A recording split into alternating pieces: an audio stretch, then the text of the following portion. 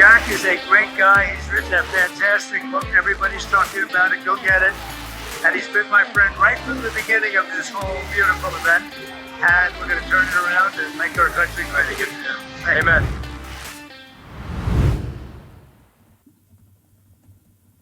Jack Posobiec, we are back here live, Human Events Daily. We're on with Cliff Maloney.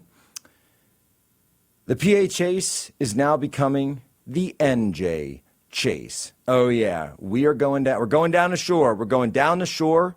As we say, if you guys don't know, the phrasing, the phraseology, we'll get you in there. We're going down ashore, and so we're going down a Wildwood. I call my mom up. By the way, I was not at Trump's big Wildwood rally, just schedule and all that, but I was at the original Trump rally in Wildwood, the one where we had 1,000 people sleeping out overnight in 2020 in freezing cold January weather, and nobody cared because we're all fun to be down a boardwalk down the shore.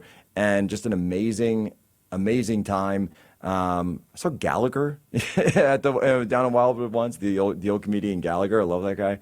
All-time favorite. But Cliff, when we're looking at it, tell me how you size up the race, because you're a political analyst as much as any. I'll be there on Friday night. You'll be there on Friday night.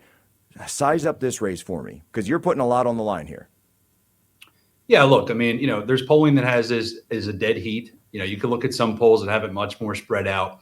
But if you compare, this is to me is one of the best comparisons. If you look at Biden versus Trump in Pennsylvania, and you look at Jack versus Murphy back in 2021, it's pretty wild the percentage of the share of the mail-in vote that each of them got.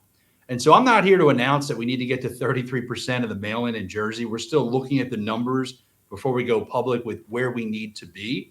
But really, if Jack competes at the same level on early voting and on election day voting as he did in 2021, we just have to increase his share of mail-in by about 10 percentage points, maybe even fewer.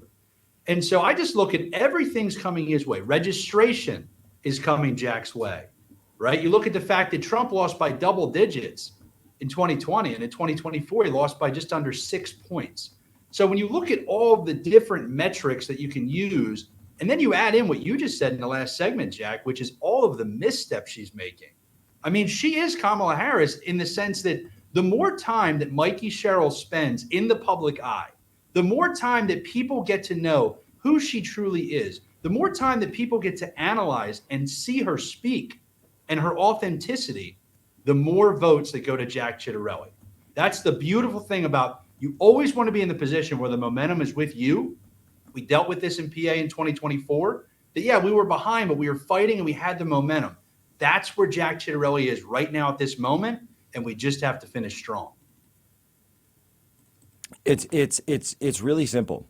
You take what you see in the polls, you take those numbers, but then this is what the PA chase and now the NJ chase was always about. This is what 2024 was about. This is what Charlie was all about. And I remember being with Charlie on election night in 2022, where Charlie said, we got to start banking ballots. We got to start banking ballots, and we have to start doing this now. The Democrats are doing it. They changed the way we run elections. We're thinking about it all wrong. It's not votes anymore, right? That's what I love, by the way. And Cliff, you and I could have, I'm sure, a long digression about that, because we don't vote for candidates anymore. We collect ballots for candidates now.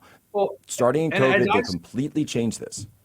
And as I say, look, you don't have election day, which is what you and me grew up with, right? You don't have election day. You don't have election week. You don't even have election month, right? We're talking 50 days of voting. And so you're right. People aren't even looking at the names on the ballot. Because the whole strategy is go to people that are Republican on our side, go to those Republicans that are not likely to vote, and just get them a ballot. There's 70%, 7 out of 10 of the people that are low propensity that got a ballot voted, meaning instead of being low propensity, guess what? Now they're a regular voter. And so I just tell everybody that you have to rethink. It's not about the perfect TV message going into the election day. These are months-long campaigns, and you're right, you're banking the votes. And once again, for all the critics out there that hate mail-in ballots, I do too. But what I'm doing is I'm not taking election day voters and making them vote by mail. I'm taking voters that are not likely to show up on election day, and I'm making them much more likely because we get a ballot sent to their house and they're going to vote. That's the whole strategy. NJ is the play. I'm writing that down, Jack. NJ is the play. We're going down. I don't know. We might have to go down. Now, I think I remember the last time I was down the boardwalk, because I grew up with Mac and Manco's down the boardwalk, Mac and Manco's Pizza. But I think they changed. I think they split up now or something. And Mac and Manco's, I don't know if they got divorced or whatever it is, but it's not Mac and Manco's. We used to joke, by the way, that we were going to open like a Corporalese franchise up down on the boardwalk. And we were saying we'll get the pizzas, tomato pies in Norristown, and then drive them down the boardwalk. We'll go at like 4 a.m. and get the fresh ones. Nobody's going to have this. That was going to be our side hustle, because that's what we used to always do when we had parties or something down there. And I said, we could turn this into a business and, collect a little profit on the side, get a little walking around money, as they used to say in Philly. But, you look at all this, you look at all the political wins, you look at the fact that Trump was able to turn, and I've shown, I don't even know if we have the graphic because I didn't call for it earlier, but when we go to the county map, when you go and look at the county shift map of New Jersey, it's in 2024, every single county of the state showed a rightward shift, and not a single one showed a blue shift. Now, I understand, look, the left is going to be energized to come out because they see ICE, they watch MSNBC, they watch all this stuff, they get it. But when you look at that county shift map, it's nothing but red. It's literally nothing but red. And so you've got a real opportunity here that I think is potentially once in a lifetime, maybe even once in a generation, to actually pull this out and get it going. Yeah, and look, it's very similar to PA, right? 66 of our 67 counties from 2020 to 2024 had a shift to the right in terms of registration. New Jersey's got tons of Republicans. And Jack, once again, here's the beauty. They're not used to being targeted. They're not used to being engaged with by people on our side. We're knocking on these doors and like, we've never had anybody knock on our door before, right? We're in rural counties. We're in some of these areas. Ocean County. Do you know how many Republicans there are in Ocean County? And our objective is not just to win Ocean County. We have to dominate these Republican counties in a way that every single low propensity Republican says, hey, this is important. And you're right, Jack. The left has so much that motivates them. Well, guess what? They shot Charlie. We have something that motivates us on the right. They're coming after every single person. The guy in Virginia talking about fantasizing about killing a delegate and his kids. If this doesn't motivate you to stand up to political violence with a peaceful message to say we want our country back, I don't know what will. We've got to come through and we've got to have a victory. And you look at the insanity that's coming out.